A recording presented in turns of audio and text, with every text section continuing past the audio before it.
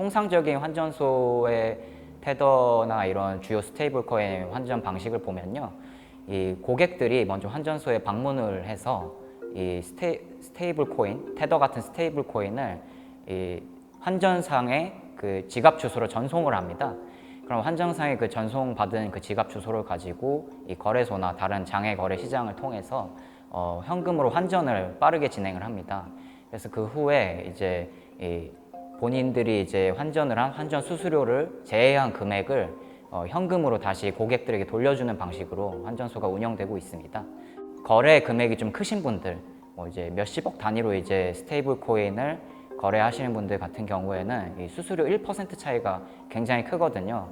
근데 대부분의 환전소가 이 거래 금액이 클수록 이 환전 수수료를 깎아주는, 뭐 이를테면 뭐 5천만 원 이하는 환전 수수료 4%, 뭐 5억 원 이상은 환전 수수료 2% 이런 식으로 해서 이 거래 금액이 클수록 이 환전 수수료를 깎아주는 시스템을 취하고 있습니다. 그래서 거래 금액이 이제 몇 억, 몇십억 이상이 되시는 분들은 이 환전소를 통해서 이 은밀하게 또 이제 환전을 하시는 경우가 많고요.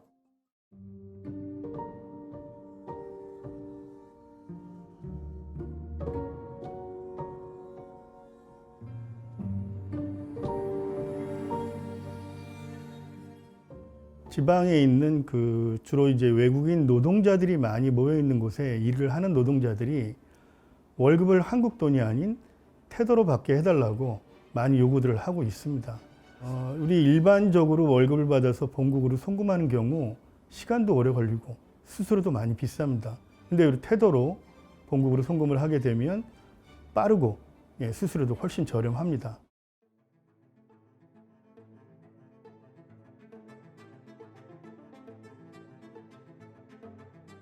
근데 이제 스테이블 코인 같은 경우에는 몇 분 정도밖에 시간이 안 걸리거든요, 송금하는데. 그리고 두 번째로 송금 수수료도 몇백 원에서 많아도 몇천 원이면은 수수료가 해결이 되기 때문에 많은 이제 외국인 분들이 스테이블 코인으로 돈을 받기를 원하고 계신 것 같습니다. 그리고 지난해 우리 계엄을 겪으면서 외국인들이 한국 돈에 대한 불신이 사실 많이 커졌습니다. 그래서 한국 돈보다는 스테이블한 USD 테더로 월급을 받아서 본국으로 송금하기를 원하고 있어서 수요가 많이 커졌습니다. 그러나 안타깝게도 불법 환전, 불법 송금이기 때문에 사회적으로 큰 문제로 심각한 문제가 되고 있습니다.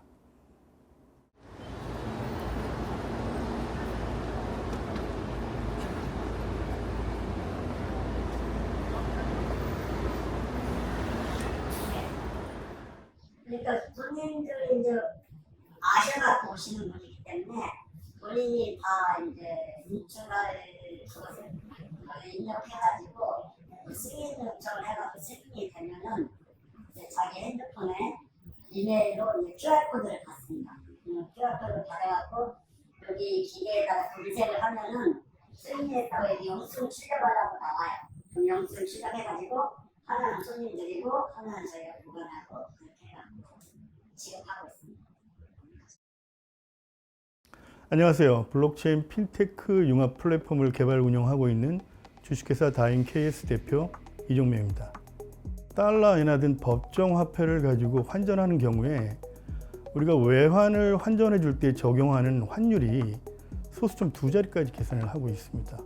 1달러에 1365원 75전 이런 식으로 계산을 합니다. 그러면 원화로 27,255원을 환전해 줘야 하는데 창구에서는 동전도 내줄 수가 있지만 우리나라 약 6만여 대 설치되어 있는 ATM CD기에서 동전을 내주는 경우는 없습니다. 그러면 이 발생하는 255원의 잔돈을 도대체 어떻게 하면 좋을까? 한 개에 100원으로 패깅이 되어 있는 디팩이란 디지털 머니를 충전을 해주고 있습니다.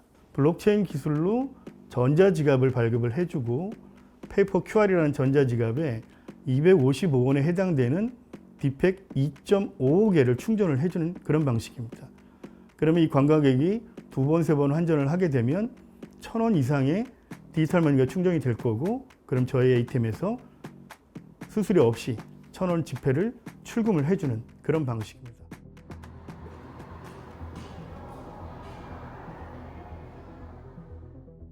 암호화폐가 충전이 돼 있는 선불 충전 카드 형태로 많이 보급이 돼 있어요. 요즘 언론에서도 홍콩의 본사를 두고 있는 레더페이 얘기를 많이 합니다. 레더페이 카드가 바로 딱 그 사례예요.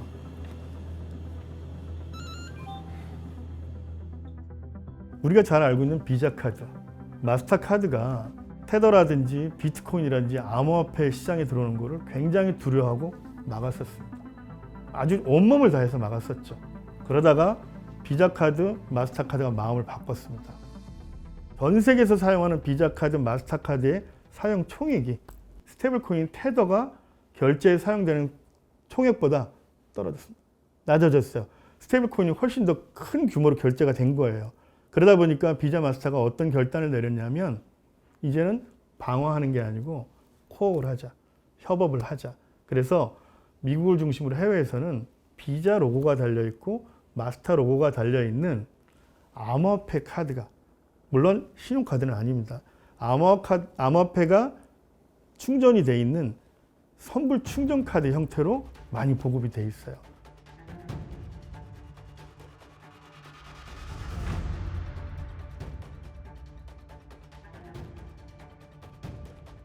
일단 스테이블 코인이잖아요. 그럼 코인인데 스테이블해요. 코인이라고 하는 거 우리가 가장 많이 하는 코인은 비트코인이잖아요. 비트코인 같은 이제 코인인데 비트코인은 가치가 막 달라지잖아요. 그러니까 투자 기회도 있고요. 그런데 스테이블 코인은 가치가 스테이블하다라는 거고요. 가치가 그러면 어디에 스테이블하냐가 만약에 달러 스테이블이다 그러면 달러 가치에 대해서 안정적인 코인인 거고요. 원화 스테이블이다 그러면 원화 가치에 대해서 안정적이고 유로 스테이블 그러면 유로에 대해서 안정적인 거고요. 사실 달러 스테이블을 보자면 그냥 1달러의 가치가 있는 코인이에요. 그럼 우리가 예를 들어서 1달러를 송금할 때 보면 이제 은행을 통해서 송금을 하게 되면 그냥 송금하잖아요. 근데 스테이블 코인 얘기를 하면서 야 이거 되게 송금이 간편하다. 그리고 즉각적인 결제가 이루어진다. 뭐 이런 강점을 내세워요. 그런데 우리나라 사람들은 은행 시스템이 굉장히 발전돼 있기 때문에 결제나 아니면 송금을 할 때 왜? 지금 뭐가 문제가 있는데? 라고 생각을 하게 될 거예요. 그런데 이게 만약에 이게 지금 기존에 있었던 그러니까 우리가 디지털 화폐라고 표현되는 것과 스테이블 코인의 가장 큰 차이가 뭐냐고 하면 이건 중간에 은행이 끼어 있어요. 항상 은행을 통하여야만 됩니다. 근데 스테이블 코인은 은행이 없이 P2P 간 지갑 간의 송금과 결제가 바로 가능해진다는 차이가 있는 거죠. 그러니까 디지털 화폐라고 그냥 생각하시면 되는데 디지털 화폐인데 지금까지 우리가 경험했던 디지털 화폐는 다 은행을 통하는 거였는데 이거는 은행을 통하지 않고 지갑 간 P2P 거래가 가능한 돈이다라고 생각하시면 될 것 같아요. 가장 많이 쓰이는 곳은 암호화폐 거래소에서 매수, 매도 자금용으로 사용이 많이 되고 또 파생상품 거래소에서 증거금을 설정할 때 많이 사용을 합니다. 그리고 한 10% 내외 정도는 실생활에서 지금 사용이 되는데요. 실생활에서 사용이 된다 했을 때는 어떤 나라에서 주로 사용이 되냐면 자국 통화 가치가 굉장히 불안정한 나라, 남미의 아르헨티나라든지 아니면 지금 내전을 상당 기간 겪고 있는 터키라든지 아니면 최근에 전쟁이 있었던 이란이라든지 이런 자국 통화 가치가 불안정한 나라일수록 스테이블 코인을 리테일에서 많이 사용하는 경향이 있죠. 지금 그 세상에서 사람들이 스테이블 코인 하면 가장 많이 떠올리는 게 바로 담보 스테이블, 실물 담보 스테이블 코인입니다. 그러니까 테더와 같이 예를 들어서 1달러어치의 스테이블 코인을 발행하면 뒤에 담보 자산으로 1달러를 갖고 있어야 되는 거예요. 그럼 가치가 어떻게 안정적이야? 야, 담보 똑같이 1달러 들고 있으니까 당연히 가치가 안정적으로 유지가 되겠죠. 이건 너무 약간 분명하고 직관적이에요. 두 번째가 뭐냐면 이게 어쨌든 스테이블 코인이니까 이 코인 업계에서 나온 거잖아요.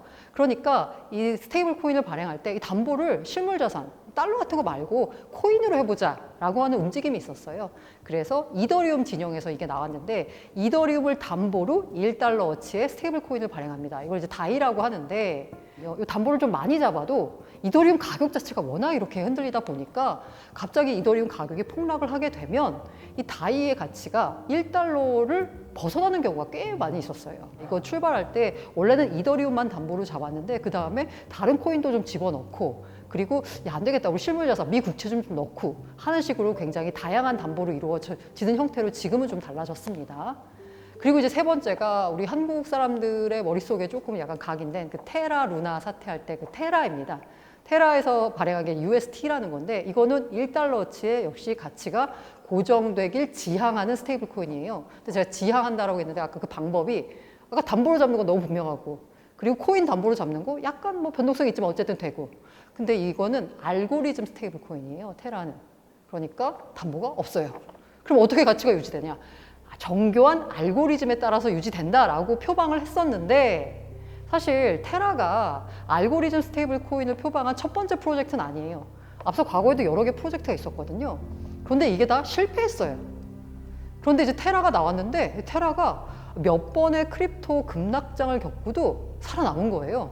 그러다 보니까 오, 알고리즘 스테이블이 되네? 라고 생각해서 그렇게 시가총액이 많이 커졌었는데 결과적으로는 그러고 있다가 이제 알고리즘이 무너지면서 가치가 0으로 수렴하는 일이 발생했죠.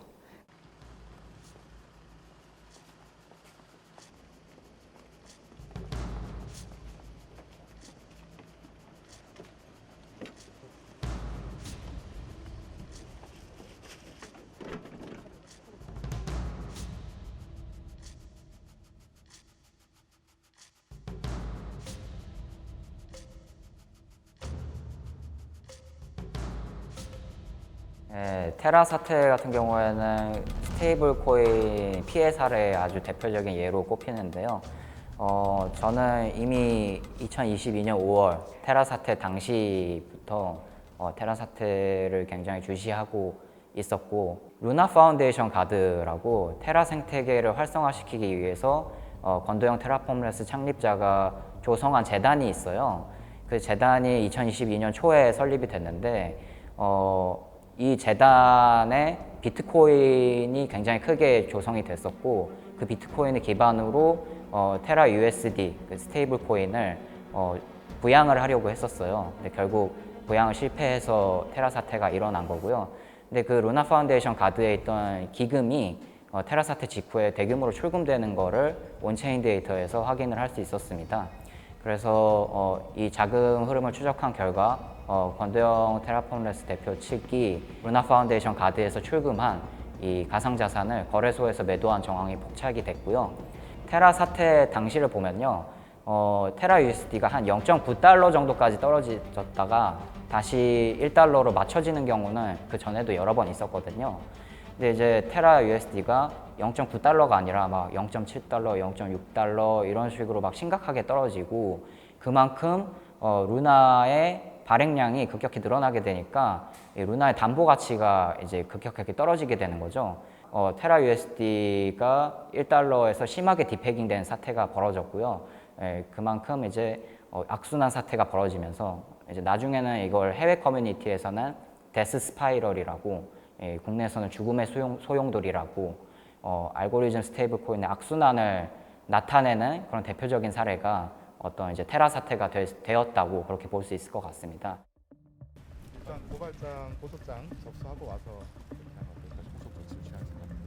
혹시 피해 액수는 좀 알 수 있을까요? PX는 네, 일단 공개적으로 밝혀진 자료만 봐도 매우 심각한 수준이었고요. 이 미국 검찰 기소장을 보면요, 테라 사태로 수백만 명의 사람들이 피해를 본 것으로 보인다라는 내용이 명시가 되어 있습니다.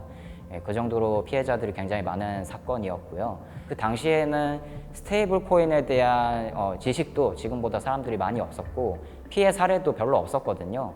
그러다 보니까 스테이블 코인에 대한 경각심이 그만큼 없었던 거예요. 그래서 테라 USD를 테라 생태계 안에 있는 디파이 플랫폼에 예치를 하면은 연 이자 20%를 확정적으로 주는 게 이용자들 사이에서 굉장히 유명세를 탔습니다.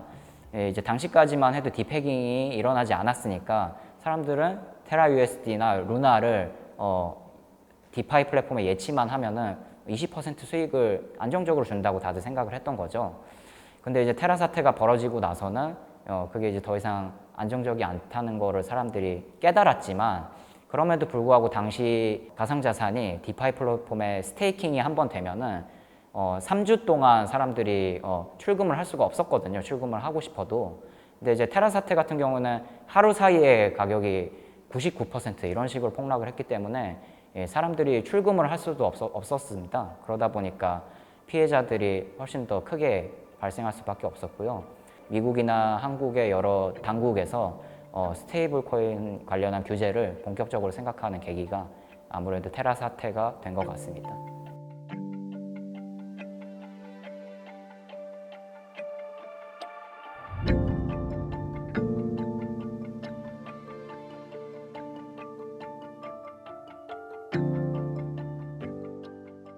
달러 스테이블 코인이 처음에 이제 만들어지게 됐던 계기가 바이낸스 같은 이 무국적 거래소에서 사용하기 위해서 만들어진 거예요. 그래서 여기서 거래를 하게 하려면 어쨌든 이제 달러와 비슷한 물건이 필요했는데 실제 달러를 거래소로 입금하고 출금하는 과정이 워낙 복잡하고 각국의 규제가 너무 강력하다 보니까 쉽지가 않아서 이 대용품을 만들었다 보시면 되죠. 그래서 스테이블 코인 자체는 이 국경을 넘나드는 데 있어서 최적화되어 있는 그런 발명품이라고 생각하시면 되고요.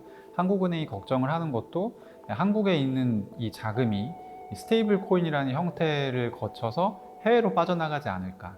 그리고 지금 같은 경우는 달러 자체가 나가는 것은 어차피 은행망을 통해서만 나갈 수 있기 때문에 직접 비행기로 실어 나르지 않는 이상은, 그래서 그 부분을 한국은행에서 굉장히 강력하게 규제를 하고 있거든요. 근데 이 부분에서의 어떤 말하자면 개구멍이 만들어지지 않을까? 이게 이제 한국은행의 핵심적인 우려라고 보실 수 있겠습니다. 근데 그 대선 공약에 나왔던 수준을 보면 원화 스테이블 코인이 어떤 용도로 사용을 할 거고 어떤 물건인지를 정확하게 이해를 해서 한다기보다는 그냥 가상자산이 지금 세계적인 추세고 미국도 열심히 한다고 하니 우리도 뒤처지지 말자 정도의 선언적인 의미였다고 생각하고요. 지금 민주당이 발의한 법안이 3개 정도가 논의가 되고 있는데 거기도 자세한 내용은 없어요, 사실. 그래서 달러 스테이블 코인이든 원화 스테이블 코인이든 스테이블 코인을 본격적으로 진행하려고 하는 법안 중에 지금 가장 좀 참고를 많이 해야 되는 부분은 미국에서 만들어지고 있는 지니어스 액트를 많이 참고를 해야 되고, 한국의 원화 스테이블 코인을 정부가 한다라고 하기에는 아직까지는 정부도 뭘 해야 될지를 지금 모르는 상황이다. 그렇게 얘기할 수 있겠습니다. 민간에서 스테이블 코인을 이제 발행을 할 수 있게 해주잖아요. 이게 과거에 그 1800년대 후반에 그 자유은행의 시대라는 게 있었어요. 그때는 미국의 달러가 어떤 딱 정해져 있는 달러가 있었던 게 아니라 은행들이 돈을 찍을 수 있게 해줬거든요. 각 은행들이. 그래서 지역별로 화폐가 굉장히 이제 많이 이제 남발이 된다고 표현해야 되나요? 그러다 보면 또 어떤 문제가 생기냐면 A라는 지역은 신뢰도가 떨어지는, 예를 들어 미시간 같은 지역은 되게 문제가 있는 지역인데 거기서 발행한 화폐는 똑같은 달러인데 저기 믿을 수가 없어. 그래서 그 달러는 1달러를 주잖아요. 그럼 1달러짜리를 살 수가 없고 70센트짜리밖에 못 사게 한 30% 할인해서 거래되고 막 이렇게 되면은 화폐 시장에 혼란이 나타날 수가 있거든요. 그래서 민간 화폐가 너무 무분별하게 찍혀 나오는 문제가 이제 생길 수도 있죠.